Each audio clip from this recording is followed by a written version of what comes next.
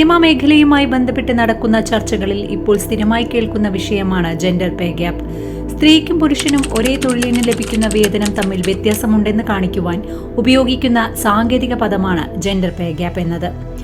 ഈയിടെയായി മലയാള സിനിമാ മേഖലയിൽ കാട്ടുതീ പോലെ പടരുകയും ചെയ്യുന്നുണ്ട് ഈ ചർച്ച. എന്നാൽ സപ്ലൈ ആൻഡ് ഡിമാൻഡ് കർവിനെ കുറിച്ച് യാതൊരു ധാരണയുമില്ലാതെ ചിലർ പടച്ചുവിടുന്ന ഒരു പ്രചരണം മാത്രമാണിത്.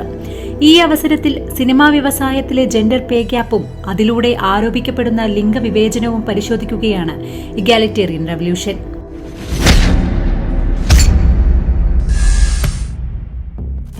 മോളിവുഡിൽ പുരുഷാധിപത്യമുണ്ടെന്നും ആർട്ടിസ്റ്റുകളുടെ വേതനം നിയന്ത്രിക്കുന്നതും നിശ്ചയിക്കുന്നതുമെല്ലാം മോഹൻലാലും മമ്മൂട്ടിയും ഉൾപ്പെടുന്ന പുരുഷന്മാരാണെന്നും ഈയിടെയായി പറഞ്ഞു കേൾക്കുന്ന ആരോപണമാണ്.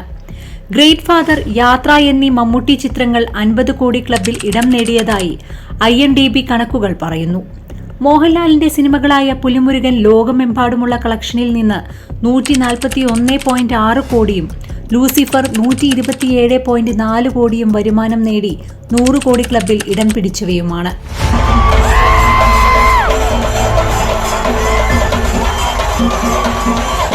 സിനിമാ മേഖലയിൽ ജെൻഡർ പേ ഗ്യാപ്പ് ഉണ്ടെന്ന് ഉന്നയിക്കുന്നവർ മനഃപൂർവ്വം വിട്ടുകളയുന്ന ചോദ്യമാണ് ഈ മേഖലയിൽ ഒരാളുടെ വേതനം നിശ്ചയിക്കുന്നത് എങ്ങനെയാണ് എന്നത്.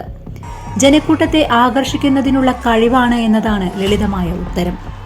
ഒരു ആർട്ടിസ്റ്റിന് തന്റെ പേരും പ്രകടനവും കൊണ്ട് ജനങ്ങളെ തിയേറ്ററുകളിൽ എത്തിക്കാനുള്ള കഴിവുണ്ടെങ്കിൽ ആ ആർട്ടിസ്റ്റിന് അയാളുടെ പ്രതിഫലവും ഡിമാൻഡ് ചെയ്യാൻ സാധിക്കും. നിർമ്മാതാക്കൾ പ്രൊജക്റ്റുമായി ഒരു ആർട്ടിസ്റ്റിനെ സമീപിക്കുമ്പോൾ മുടക്കുന്ന തുക തിരിച്ചു പിടിക്കാൻ ആ ആർട്ടിസ്റ്റിന് കഴിവുണ്ടോ എന്നത് മാത്രമാണ് പരിഗണിക്കുന്ന ഘടകം. നിലവാരം കുറഞ്ഞ ചില മമ്മൂട്ടി, മോഹൻലാൽ ചിത്രങ്ങൾ പോലും ബോക്സ് ഓഫീസിൽ പണം വാരുമ്പോൾ പ്രൊഡ്യൂസർക്ക് റിസ്ക് ഫാക്ടർ കുറയ്ക്കുകയാണ് ചെയ്യുന്നത്. മുടക്കുന്ന പണം തിരിച്ചു കൊടുക്കാൻ മോഹൻലാലിനും മമ്മൂട്ടിക്കും മിക്കവാറും സാഹചര്യങ്ങളിലും സാധിക്കുന്നതുകൊണ്ടാണ് അവർക്ക് വലിയ പ്രതിഫലം നൽകാൻ നിർമ്മാതാക്കൾ തയ്യാറാകുന്നതും. ചുരുക്കി പറഞ്ഞാൽ, ഇതുപോലെ ഗ്യാരണ്ടി കൊടുക്കാൻ കഴിയുമെങ്കിൽ പാർവതിക്കോ, രേവതിക്കോ, റിമ കലിംഗലിനോ ഇതിലും കൂടുതൽ പ്രതിഫലം കൊടുക്കാൻ ഇവിടുത്തെ നിർമ്മാതാക്കൾ തയ്യാറാകും. ഇനിയും ലളിതമാക്കാൻ ബോളിവുഡിലെ ഒരു ഉദാഹരണം പറയാം. IMDb 10ൽ 3 റേറ്റിംഗും റോട്ടൻ ടൊമാറ്റോസ് 19% റേറ്റിംഗും കൊടുത്ത സൽമാൻ ഖാൻ ചിത്രം ദബാങ് 3 ബോക്സ് ഓഫീസിൽ നേടിയത് 230 കോടിയാണ്. 100 കോടിയായിരുന്നു ഈ ചിത്രത്തിന്റെ ബജറ്റ്. ഒട്ടും നിലവാരമില്ല എന്ന് സകലരും വിധിയെഴുതിയ ഈ സിനിമ നികുതി പരിഗണിക്കാതെ തന്നെ 130 കോടി ലാഭമുണ്ടാക്കാൻ നിക്ഷേപകരെ സഹായിച്ചു. ഇതിനർത്ഥം ജനക്കൂട്ടത്തെ ആകർഷിക്കാനും ഇറക്കിയ പണം തിരിച്ചു പിടിക്കാനും അയാളിലെ അഭിനേതാവിന് കഴിയുന്നു എന്നതാണ്.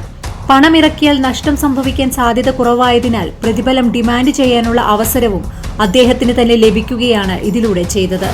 സ്ത്രീകൾക്ക് അവരുടെ വിപണി മൂല്യത്തിനനുസരിച്ച് പ്രതിഫലം ലഭിക്കുന്നില്ല എന്നതാണ് അടുത്ത വാദം. 5 മിനിറ്റ് ദൈർഘ്യമുള്ള ഐറ്റം ഡാൻസുകൾക്ക് കോടികൾ പ്രതിഫലം വാങ്ങുന്ന ഫീമെയിൽ ആർട്ടിസ്റ്റുകൾ എല്ലാ ഇൻഡസ്ട്രിയിലും ഉണ്ടെന്നിരിക്കെയാണ് ഇത്തരം വാദങ്ങൾ. ഇത്തരം സിനിമകളിലെ സ്ക്രീൻ ടൈമിന്റെ ശരാശരി എടുത്തു നോക്കിയാൽ ഫീമെയിൽ ആർട്ടിസ്റ്റിന് ലഭിക്കുന്ന വരുമാനം മെയിൽ ആർട്ടിസ്റ്റുകളെ അപേക്ഷിച്ച് വളരെ കൂടുതലാണെന്ന് കാണാം. ഉദാഹരണത്തിന്, അല്ലു അർജുന്റെ ബ്ലോക്ക് ബസ്റ്റർ ചിത്രം പുഷ്പയിലെ ഒരു ഗാനത്തിൽ അഭിനയിക്കാൻ വേണ്ടി മാത്രം സാമന്ത കൈപ്പറ്റിയത് 5 കോടി രൂപയാണ്. 50 കോടിയോളം രൂപയാണ് ഈ ചിത്രത്തിലെ അല്ലു അർജുന്റെ പ്രതിഫലം. സ്ക്രീൻ ടൈം പരിഗണിക്കുമ്പോൾ അല്ലു അർജുന്റെ സ്ക്രീൻ ടൈം സാമന്തയേക്കാൾ വളരെ കൂടുതലാണ് താനും. പക്ഷേ ആൾക്കൂട്ടത്തെ ആകർഷിക്കാനുള്ള സാമന്തയുടെ കഴിവ് കാരണം അത്ര വലിയൊരു തുക ആവശ്യപ്പെടാൻ അവർക്ക് സാധിച്ചു. അത് നൽകാൻ നിർമ്മാതാവ് തയ്യാറാവുന്നതിനെ സാധൂകരിക്കുന്നതാണ് യൂട്യൂബിൽ ആ ഗാനത്തിന് ലഭിച്ച 242 ദശലക്ഷത്തിലധികം വ്യൂസും 2.5 മില്യൺ ലൈക്കുകളും. അതേ സിനിമയിൽ നായികയായ രശ്മിക മന്ദാനയ്ക്ക് ഏകദേശം 9 കോടിയും കേരളത്തിലെ മികച്ച നടന്മാരിൽ ഒരാളായ ഫഹദ് ഫാസിലിന് 3.5 കോടിയും മാത്രമാണ് പ്രതിഫലമായി ലഭിച്ചത്. ജെൻഡർ നോക്കിയാണ് പ്രതിഫലം നിശ്ചയിക്കുന്നത് എന്ന് പറയുന്നവർക്ക് ഇതൊന്നും അറിയാത്തതല്ല, സൗകര്യപൂർവ്വം മറക്കുന്നതാണ്. സ്ത്രീ കഥാപാത്രങ്ങൾക്ക് പ്രാധാന്യമുള്ള സിനിമകളിൽ മെയിൽ ആർട്ടിസ്റ്റുകളെക്കാൾ കൂടുതൽ പ്രതിഫലം ലഭിക്കുന്ന സാഹചര്യങ്ങളും ഒരുപാടുണ്ട്. റിപ്പോർട്ടുകൾ പ്രകാരം 2020 റിലീസായ വണ്ടർ വുമൺ 1984 വേണ്ടി ഗാൽ ഗാട്ടോട്ട് ഏകദേശം $10 ദശലക്ഷം പ്രതിഫലമായി കൈപ്പറ്റിയത്. അതേസമയം 2017 വണ്ടർ വുമൺ 1 പ്രതിഫലം ഏകദേശം $3 ലക്ഷം മാത്രമായിരുന്നു. വണ്ടർ വുമൺ സീരീസിലെ ആദ്യ ചിത്രം ബോക്സ് ഓഫീസിൽ വൻ വിജയമായതിനാൽ രണ്ടാമത്തെ ചിത്രത്തിന് 33 മടങ്ങ് കൂടുതൽ പ്രതിഫലം നേടാൻ അവർക്ക് കഴിഞ്ഞു. ഡേർട്ടി പിക്ചറിലെ വിജയകരമായ റോളിന് ശേഷം വിദ്യാബാലൻ തന്റെ പ്രതിഫലം വർദ്ധിപ്പിച്ചതായി റിപ്പോർട്ടുകൾ ഉണ്ടായിരുന്നു.